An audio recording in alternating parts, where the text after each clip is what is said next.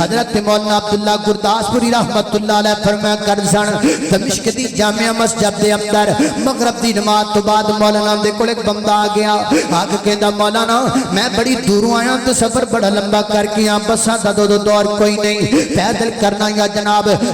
घोड़े उठां ते सफर करना मैं बड़ा लंबा सफर करके तुहाडे कोल पहुंचिया एक मसला पुछण वास्ते आया बस उस मसले की खातर सफर कीता है। अच्छा जी पूछो की मसला है? आखिर मसला है वे अल्लाह पाक को शिरक क्यों नहीं वारा खांदा अल्लाह पाक शिरक क्यों नहीं गवारा करदे दी वजह की है? अल्लाह ते मौलाना फरमान लगे यार तू मसला बड़ा डाडा पूछिया है रात रोकना मेरे कोल सुबह नमाज फजर होएगी फजर तो बाद मैं दरस दियांगा तो उठ के खड़ा हो जाना ते मेरे कोल सवाल करना है मैं सवाल दा जवाब दियांगा नाले तेनू पता लग जाएगा मसले दा नाले बाकी लोगों को पता लग जाएगा। उन्हें आखा जी बिल्कुल ठीक है। हजरात ते जी वकार होया के उन्होंने अपने घर लै गए बैठक अंदर बिठाया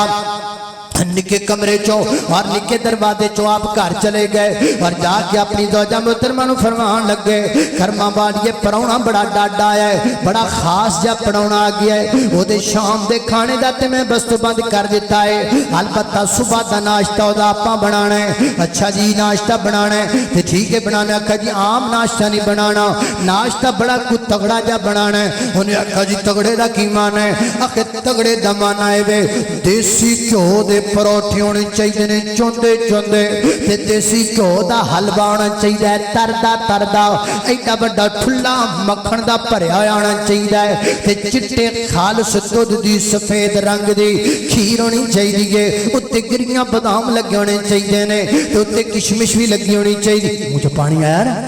ना मुझे अल्लाह अल्लाह उत्ते गिरियां बादाम भी लगे होने चाहिए ने जनाब है जनाब बड़ी प्यारी खीर होनी चाहिए ते देसी आंडे देसी आंडे भी उबले हुए होने चाहिए ने। मौलाना दी दौजा मोहतरमा सोचन लग पई ये कीड़ा एडा कर्मा वाला परौना है जिहड़ा साडे मौलवियां घरों देसी आंडे पिया खांदा है एडा कितों आ गया भी कर्मा साडे घरों देसी आंडा ये कोई चक्कर जरूर है रौला जरूर है। उन्हें आखा मौलाना ये बंदा कौन है ते की लेना है?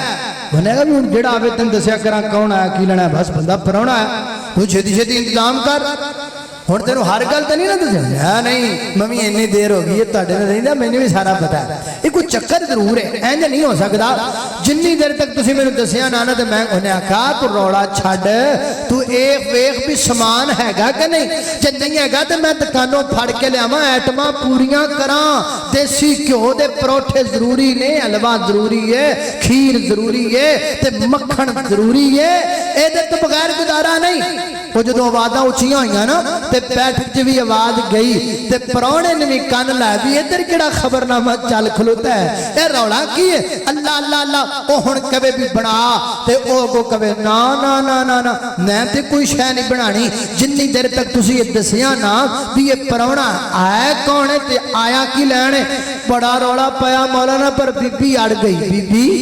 बोलो बीबी तौबा तौबा बीबियां अड़ जाण ते फिर है अवल इस्लामाबाद रोड़ा जी आड़ियां खड़ियां सन हूँ पता कि ने जो अड़ जान फिर अल्लाह ही माफ करे वो अड़ गए उन्हें आखा ना जी ना ये हो ही नहीं सकता जिन्नी देर तक तुसा मैनू दसिया ना भी ये है कौन है ते आया की लैण मैं तो उन्नी देर तक तेन कुछ ना बना के देन लगी। मौलवी साहब मजबूर हो गए मौला ने कोल बिठाया असल में तेन गल समझाना मखसूस ही परौने उन्हें कोल बिठाया ते कहंदे ने असल अंदर गल वे हुण तू मैनू मजबूर कीती खड़ियां ते फिर तेन दसना ते पैना ही है ये जिहड़ा मेहमान है ना ये मेरे लिए रिश्ता लैके आया है ये मेरे लिए रिश्ता लैके आया है ते कहंदा मुफ्ती साहब तवज्जो करिया ये जिहड़ा परौना है ना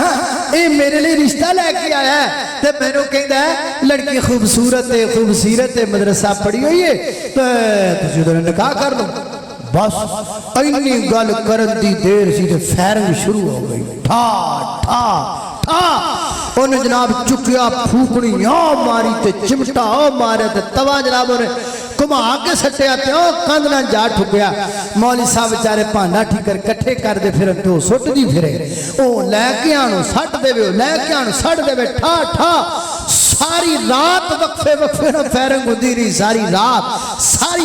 सुबह नमाज फजर का टाइम होया ते मौलाना ने उठाया, चला भी करवा लिया, नमाज पढ़िए। नमाज पढ़न तो बाद मौलाना सीधे पदरे होंडे सन तो उन्हें छेती छेती जुत्ती चक्की ते निकलन दे। मौलाना फरमांदे ना किथे पे जाना है, मसला ते पुछदा। वो कहंदा नहीं जी जो लोड़ नहीं रह गई, राती मैनू सारी समझ आ गई, और राती मैनू सारी समझ आ गई है। उन्हें आखा जांदियां जांदियां दस तो सही की समझ आया। उन्हें आखा जी तुहाडे घर ते पई लड़ाई, मैनू मसला समझ आया, एक औरत नूं शरीक वारा नहीं खांदा ते रब नूं किवें वारा खाएगा।